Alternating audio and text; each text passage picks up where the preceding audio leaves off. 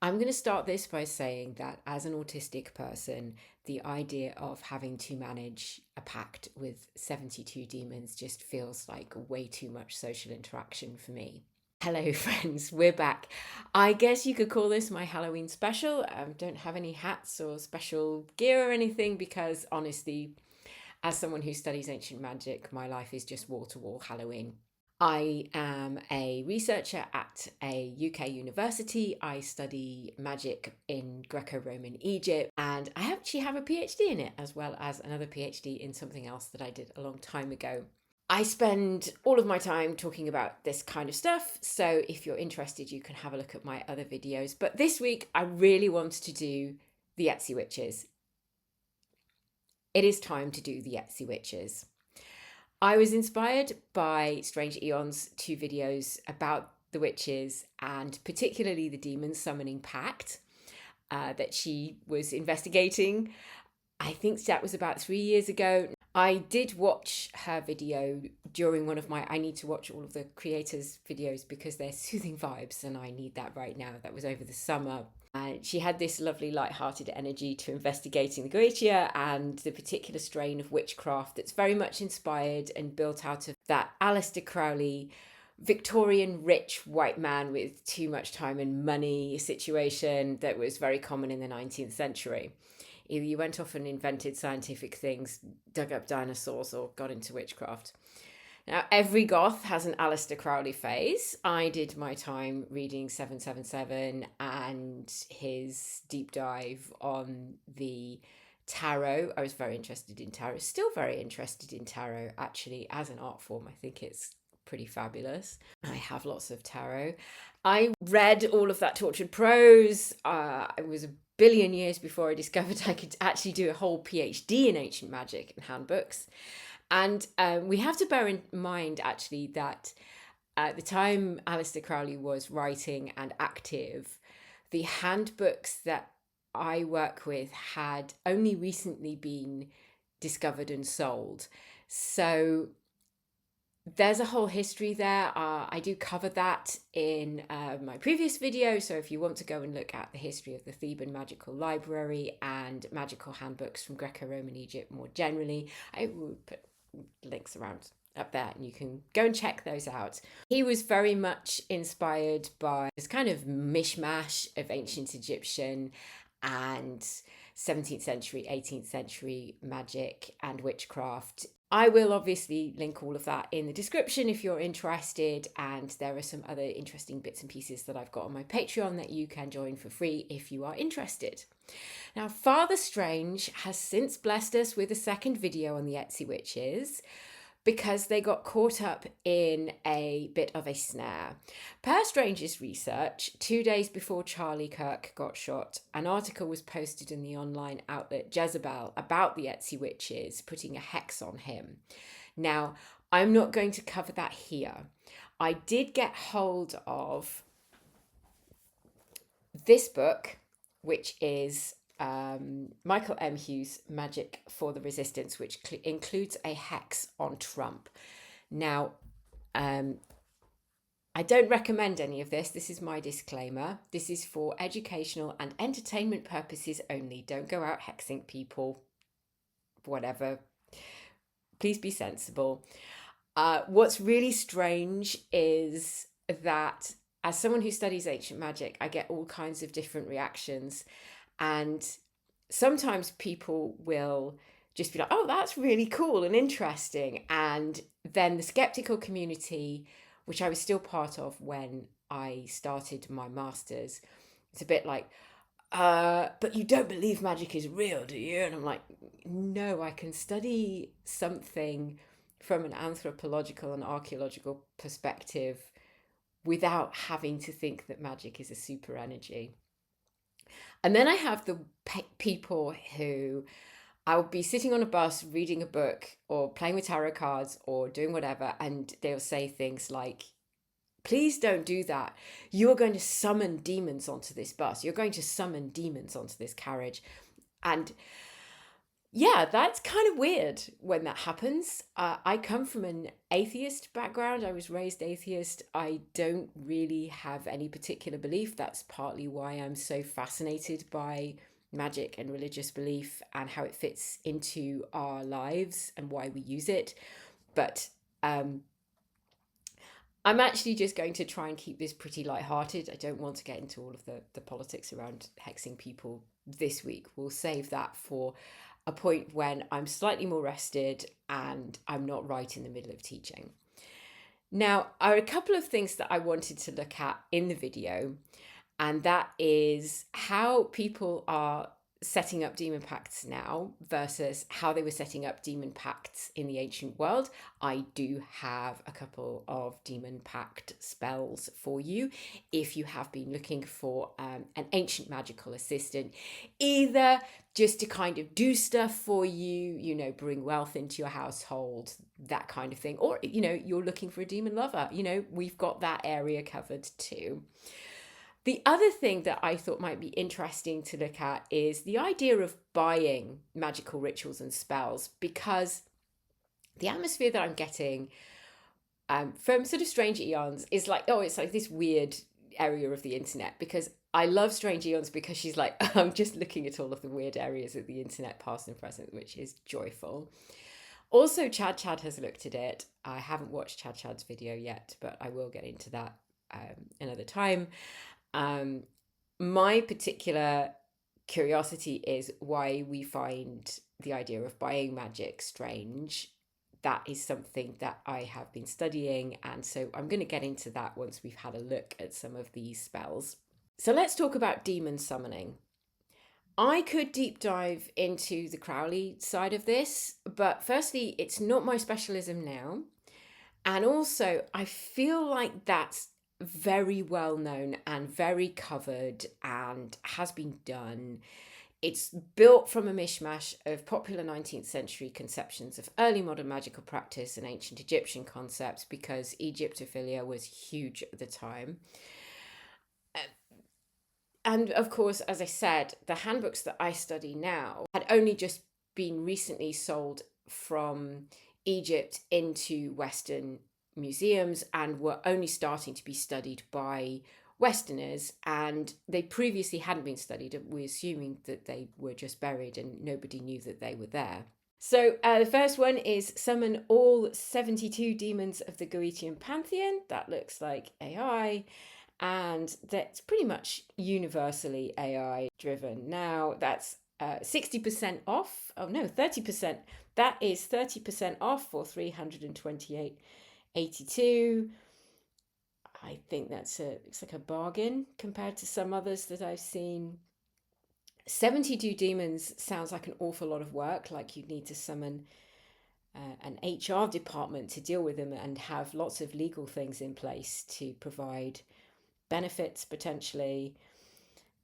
Packed specifically with Asmodeus, just for about £140. You can sell yourself to the devil for 53 pence. That feels cheap to me. You could also become an angel demon hybrid shapeshifter. Only £3.34, 42.28 to become a demon. Goodness me. This one is interesting. This guy, male perspective.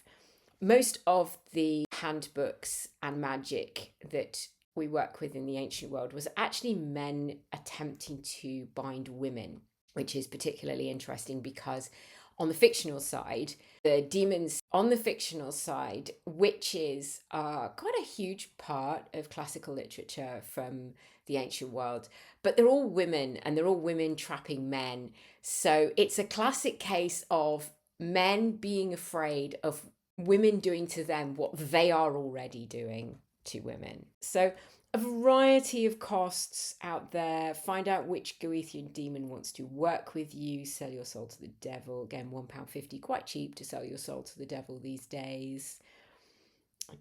Souls I rent. So that looks like a destroy your enemies revenge spell using a standard voodoo doll. We have lots of voodoo dolls from the ancient world. I will post a picture of probably up here, of the Louvre doll, which is my favorite. We call it a voodoo doll. It's not strictly true because voodoo is a very specific area of magical practice from Haiti, and I want to respect that.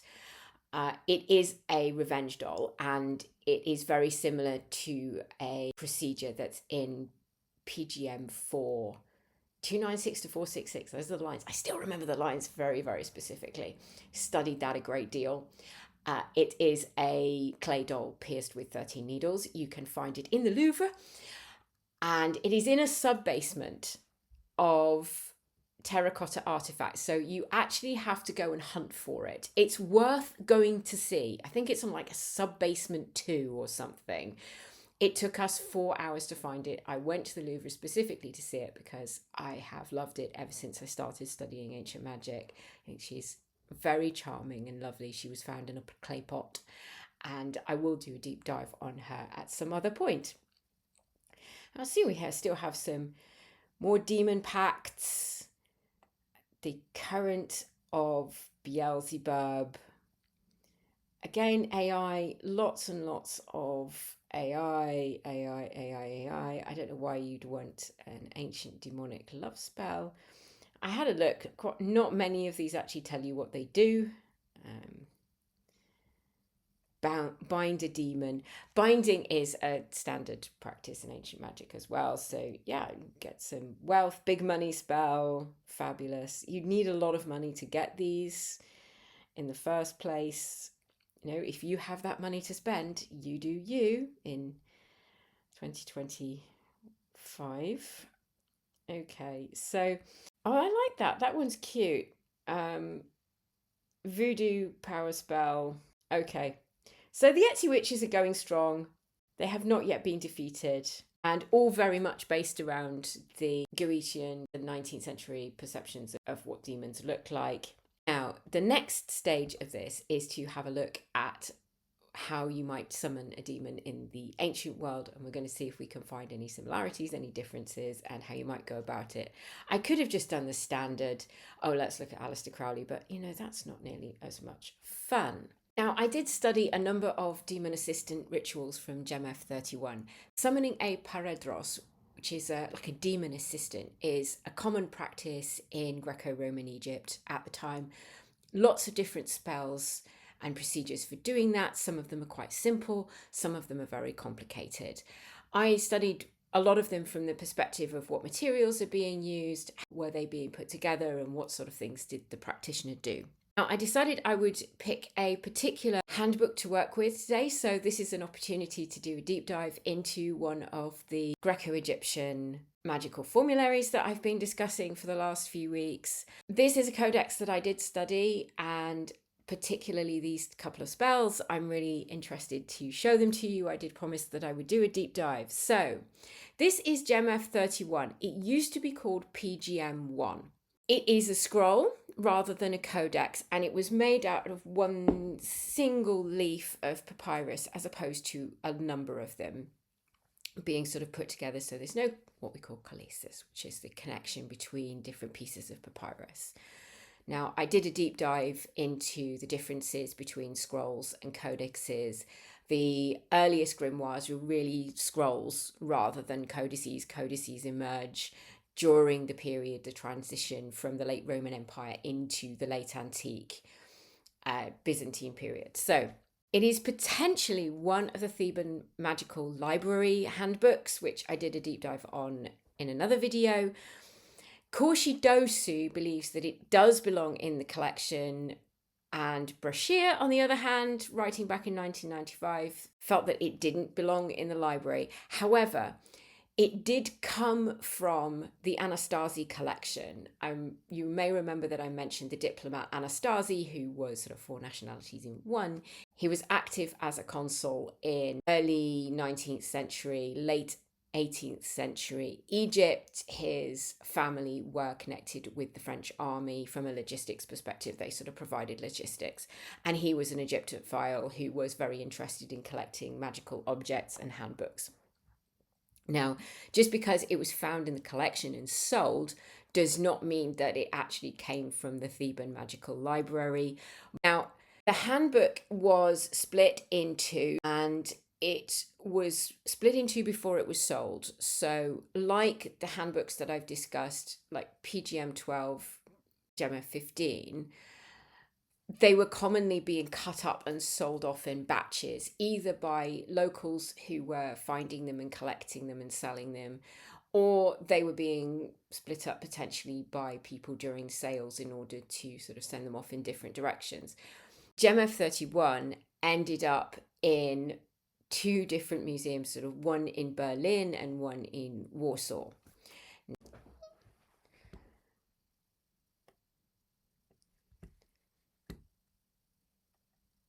Okay, so I feel like we're in class now. We're all settled with our online version. Appreciate that this is in dark mode because of my eyes. I have a lot of difficulty these days. So this is the GEMF 31, and it is published in Taralas Tovar and Farone's collection, the Greco-Egyptian Magical Papyri. So we open with this description of where it is. It's obviously the provenance is unknown. I'm just going to show you the Greek as a starting point before we actually get into the translation, because down here you can see we have some fun stuff that was being done with vowels at the time. A big part of this is you're going to need to kind of make lots of sound and noises. I talked about this in reference to the Babel magical system. The production of sound is really important. Not necessarily words, understandable words, but being able to make these noises. Then we have, these are disappearing words and disappearing sounds that we presume had to be spoken out loud, but this is what we call a wing formation. These are being either spoken out loud or they're written and they're removed. And I will note here for people who are really interested, when we read papyri, when you see the square brackets, that means that there's some uncertainty about what that actually is. We are attempting to interpret it based on what we can see around it. If you see any text like that, we've also got the expected Greek in there, some uncertainty about what might be being written.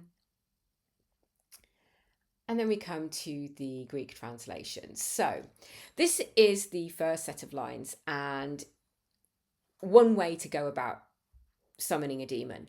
This handbook has two demon summoning spells in the first half, so in the first section, both of which I used as part of my PhD. Now, this one, I'm going to start with a content warning because it involves violence towards animals, so please be aware of that. This involves taking a falcon that you drown in milk, and this is a very specific procedure. So I'm currently in the process of reading The Night and the Moth, and I think I might actually do something around the idea of apotheosis and dream visions created through drowning, because that comes out in that book and it's really interesting to see that represented. It seems that drowning was a big factor in magic at this time. According to Josh Roberson, who's done quite a lot of work on traditions in ancient Egypt, if you died by drowning in the Nile, you went straight to the afterlife. You did not have to go through the Anubis gatekeeping situation. You would just be perfectly sent to heaven. This seems to come out, and it comes out several times in the Greek magical papyri, that if you drown something, you are creating something new. It's almost like you are creating a revenant, or you are making something super powerful magically. It's a really interesting concept. I had looked into whether this was potentially related to absorbing sacred water. You'll notice here that you are meant to sort of create this substance that is used to deify, and they use the term deify all the way. It's almost like you're bringing it to life in a magical way, but you have to use this substance. So you take your fingernails and all the hairs from your head. So you can see that there are lots of literary references in here as well to Greek traditions. So the milk of a black cow is mixed with Attic honey, and then you put the falcon into it, and this will allow you to create a mummy. So you wrap the falcon up, and then you put your fingernails in there as well. Yeah, this is gruesome. This is just like, we're really getting gruesome for Halloween this year. They've given the suggestion of royal papyrus, and they don't put a note on there. The hieratic papyrus, very well made papyrus, potentially new papyrus. What is written below in mer ink, so you are putting the disappearing words on the papyrus itself, and then you wrap it with the mummified falcon, some uncut frankincense, and some very old wine. So what you do is you put the disappearing words onto the papyrus, and then you wrap it up with the mummy, and you put the mummy on a juniper shrine. Not sure whether the juniper shrine was something that you could just buy, or whether you had to make it. Now, you then make an offering of non-living foods, essentially vegetarian foods, and you recline. So there's an implication with this first one that potentially the demon is there that you might have a relationship with the demon, that this is actually do you want to have a demon boyfriend potentially, or girlfriend, being perfectly open to all possibilities there. So then you must speak in front of the bird as you're reclining with it. So think about this in terms of the Greek depictions of a symposium, drinking wine, having a discussion, a conversation, very much a Greek idea of how to engage with somebody in the Greek way. Now, let's see, down here we have very long yelled thing that I'm not going to repeat because I will scare the neighbours. Come to me, good farmer, Agathos Daimon, who's a standard character within these papyri. And then we have these, you'll see these known as, they tend to be called Vocus Magicae. Other people disagree generally with that kind of interpretation, but this is what we have. It says, come to me, O holy Orion, you who recline in the north and make the currents of the Nile roll, and who mix them with the sea and mix them up with the earth, just like the seeds of man. So yeah, you can see what's going on in the text there. We have here something that feels very Egyptian in its tone. Although we have Agathos Daimon at the top, the spreading your seed feels very much more like an Egyptian idea, but you can also see that there are these overtones of romance, or at least sex, involved in what you want to happen. Then we finish off with a meal. So it says, as you are sending for him, return to your seat and prepare yourself for the consumption of the food and the meal and the offering prescribed above, mouth to mouth, as an associate with the god. That is really interesting. So taking a meal with a figurine occurs in a number of different places. But if you want to summon a demon, it seems to me that what you need to do, aside from sort of making all the strange noises and making the right speeches and identifying the specific demon, is you're going to want to make sure that you've got food available. You've got to have the right kind of food. You have to eat as though they were alive. And then, of course, you finish by keeping the procedure secret. Also, no intercourse with a woman. That's not allowed. You're with the demon now. Pure monogamy to the demon. Don't do that. I can talk elsewhere if anyone is interested in purification and the body and how that works, because I did a whole chapter talking about how purification works on a material level and what you have to avoid and what you can do. Okay, so let's dig into the next one.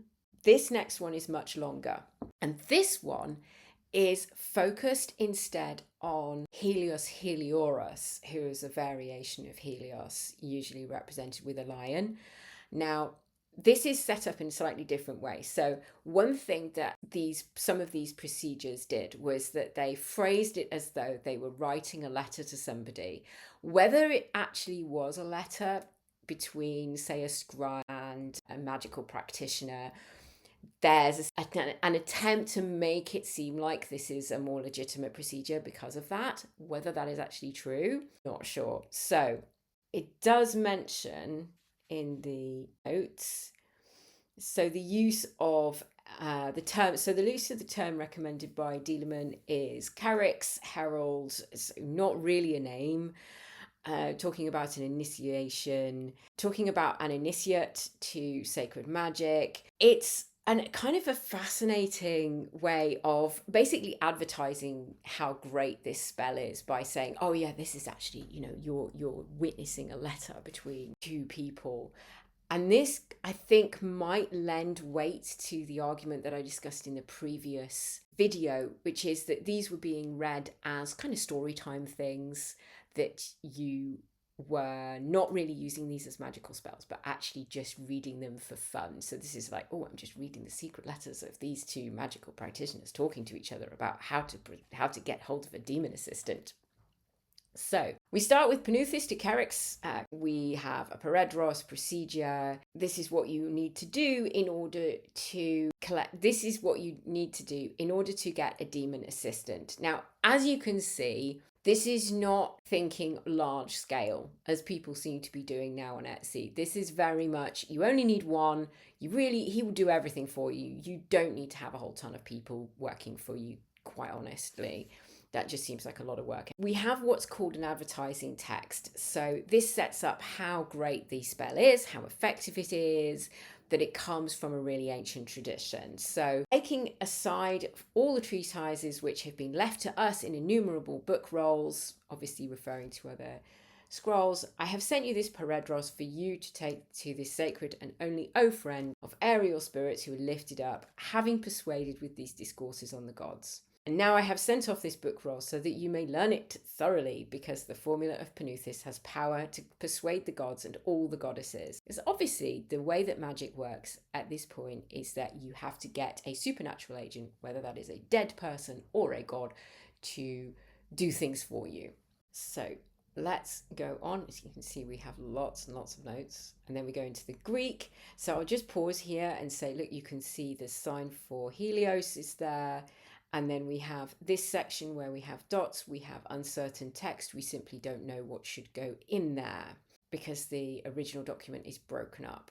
So here we go. This is much more serious. So whereas we just had in the previous spell, all you had to do was kind of mix together some honey and milk and put your fingernails in it to provide a physical connection to yourself, and then you use this mummy and you put it in a shrine and have a meal with it. Here we're getting a lot more serious. You need to purify yourself beforehand. There are standard rituals for purification at this time, and you need to abstain from every living thing. There's an older version of this that suggests not eating meat of any kind. You ate vegetables in order to sort of purify yourself. There's something about meat that is not pure. And you remove all uncleanliness. You go up on a high housetop or on whatever night you wish. So not important. I've seen some of these modern Etsy witches. They're like, no, it needs to be done at a particular time. No, here, anytime you want. Make sure that you're dressed purely. You need to recite the introduction while the ray of the sun is still absent. So you put this black Isis band over your eyes. You grasp in the right hand the head of a falcon. I'm sorry, violence continues. And as the sun rises, so you've been blinded, as the sun rises, you greet it and you shake the head of the falcon and you recite a sacred formula. You burn uncut frankincense like bating rose oil, and you make a burnt offering upon an earthen censer over embers from heliotrope. And for you will be this sign as you recite the formula. A falcon will fly down and stop in front of you, and after flapping its wings in midair and dropping an oblong stone, immediately fly up, going to heaven. But you yourself pick up this stone, carve it at once. Once it has been engraved, perforate it, pass it through a thread, and wear it around your neck. Just briefly, I'm going to mention, I looked this up because I was curious. An oblong stone. So what I remember is that Pliny talks about stones and he mentions that oblong is the best shape. I don't know how he came to that conclusion, but apparently oblong, top shape, that is the best shape for a thing. It is the only place that I have ever found in the papyri that I have studied where the oblong shape comes into play, that where a shape is mentioned. Most of the time they simply want you to have the right sort of stone.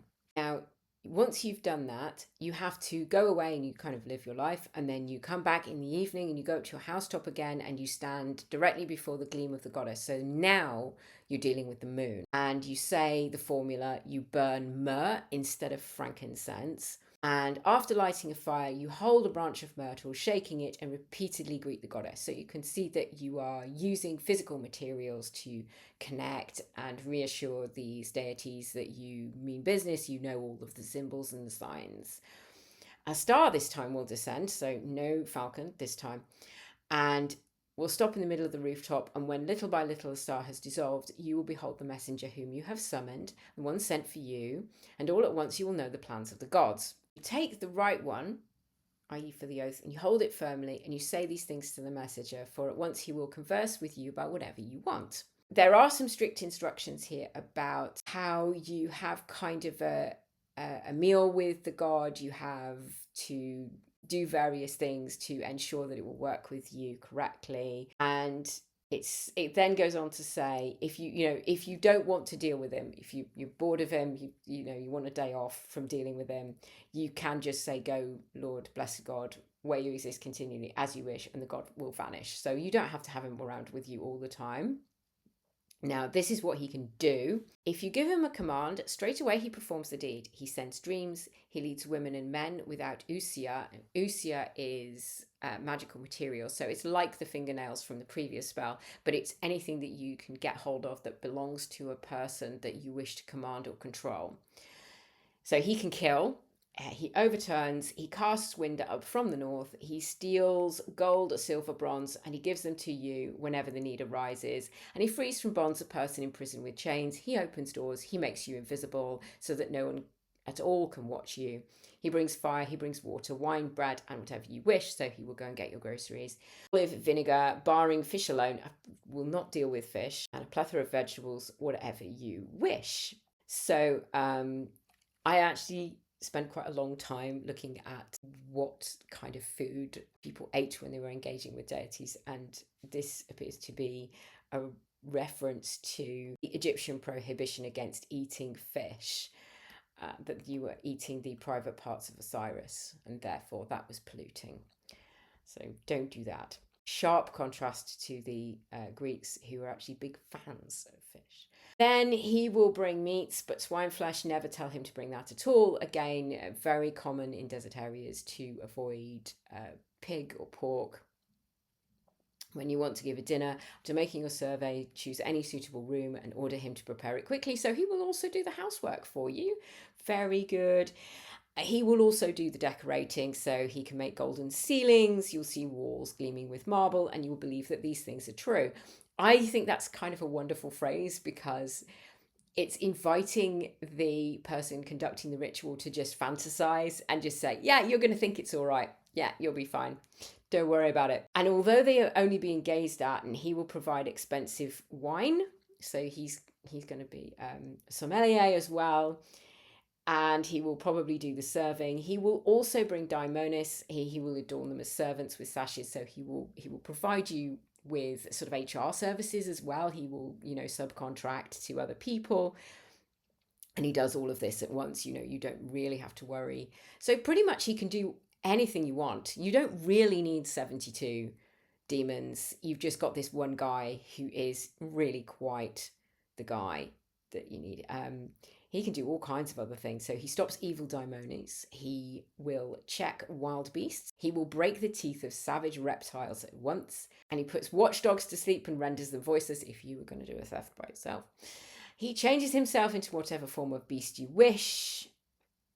So pretty much anything. He will carry you into the upper air, so you'll be able to fly, and hurl you into a billow of the oceanic rivers and into the rushing streams of the maritime. So he's throw you into the river for that.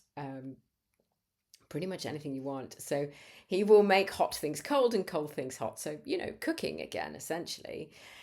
Anything like that. He will ignite lamps and extinguish them in turn. He will shake walls and make them blaze with fire. He will serve you suitably for whatever deeds you contemplate, O blessed initiate of the sacred magic, and he will bring them to perfection for you. He is the most powerful Paredros, who is the sole lord.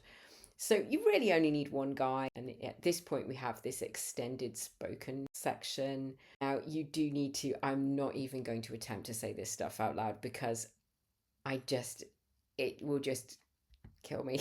Just, it will kill your voice. And then you have a formula that you must speak at the given time, and the actual engraving is provided pretty much last. So you want Helios Horus, which is the lion-faced image, in his left hand grasping a globe and in his right hand a flail. We have pictures on other papyri of this actual image. You speak the formula 7 times before the sun, and you do the engraving yourself. So this is something that I picked up doing a PhD, that you actually have to do this kind of work. Part of the process of summoning this demon is that you do the work yourself.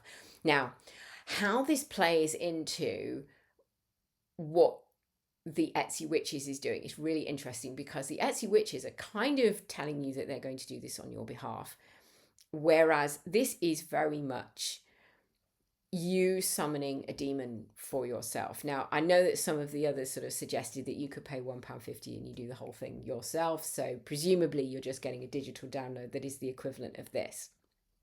Now, my general take on this, I believe this is the end of the ritual, by the way. Ah, yes, there you see, you have to say the ritual. After you have said these things, you'll see a star out of heaven gradually dissolving itself and becoming a god, but you yourself come forward, you take him by the hand, you embrace him. You'll notice that this is a repeat from earlier.